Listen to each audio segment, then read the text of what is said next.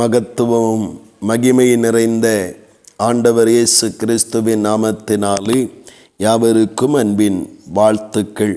கர்த்தர் தாமே பெரிய அதிசயமானவைகளை வாழ்விலே செய்வாராக. இந்த நாளுக்குரிய தியான வசனம் எரேமியா 19 அதனுடைய 3வது வசனம். யூதாவின் ராஜாக்களே, எருசலேமின் குடிகளே, கர்த்தருடைய வார்த்தையை கேளுங்கள் என்று தேவனாகிய கர்த்தர் சொல்லுவதை கவனிக்க முடிகிறது.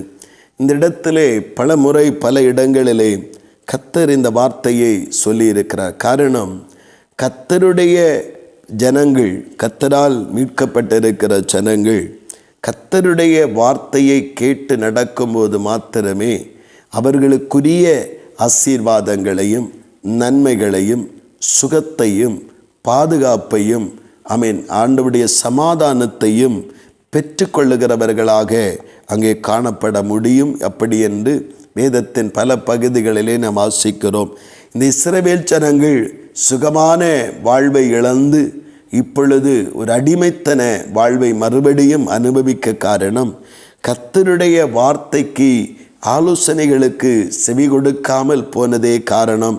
அப்படி என்று எரேமியா தீர்க்கதரிசி அந்த ஜனங்கள் மத்தியிலே சொல்லும் பொழுது, நீங்கள் கர்த்தருடைய வார்த்தைகளை கேளுங்கள் அப்படி என்று சொல்லப்படுகிறது. ஆம் பிரியமானவர்களே, ஆண்டவருடைய வார்த்தை ஒரு மனிதனுடைய வாழ்வின் எல்லா விதமான இக்கட்டினின்றும் தப்புவதற்குரிய ஆலோசனைகளையும் எச்சரிப்பையும் உணர்வையும் வழங்குகிறதாக இருக்கிறது.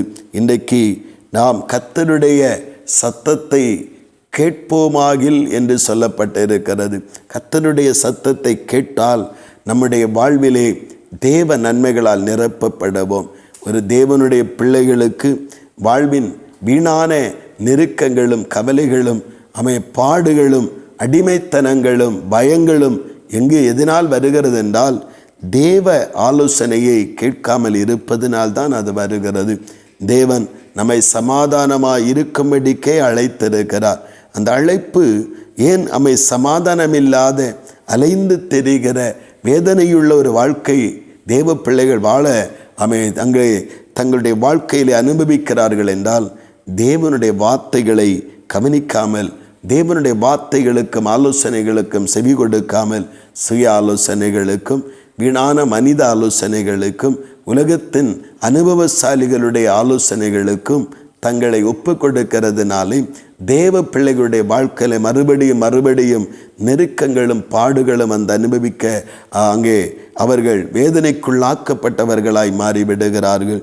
இந்த நாளிலே நம்முடைய வாழ்க்கையில் நாம் ஒரு தெளிவான நிலையோடு கூட கர்த்தருடைய ஆலோசனைகளையும் கர்த்தருடைய வார்த்தைகளையும் கேட்டு கவனித்து அவைகளிலே நடந்து அவைகளினால் உண்டாகிற நன்மைகளையும் ஆசீர்வாதங்களையும் சுகத்தையும் பலத்தையும் சமாதானத்தையும் பூமியிலே பெற்று நிறைவாய் வாழ நம்முடைய வாழ்க்கையை தேவ வசனத்திற்கு ஒப்பு கொடுப்போம், தேவ ஆலோசனைக்கு ஒப்பு கொடுப்போம்.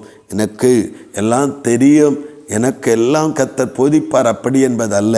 வேத வசனத்தின்படி நம்முடைய வாழ்க்கையை நாம் செவ்வையாக்கி நாம் நம்முடைய வாழ்வை தேவனுக்கு முன்பாக நிலைநிறுத்தி கொள்ளுவோம் என்றால், தேவன் சொல்லியிருக்கிற வேதத்தின் சகல நன்மைகளும் நம்முடைய வாழ்க்கையும் மூட ஆரம்பிக்கும். இந்த நாட்களிலே கர்த்தருடைய வார்த்தைகளுக்கு செவி கொடுத்து அவைகளுக்கு நாம் அர்ப்பணித்து வாழ்வோம்.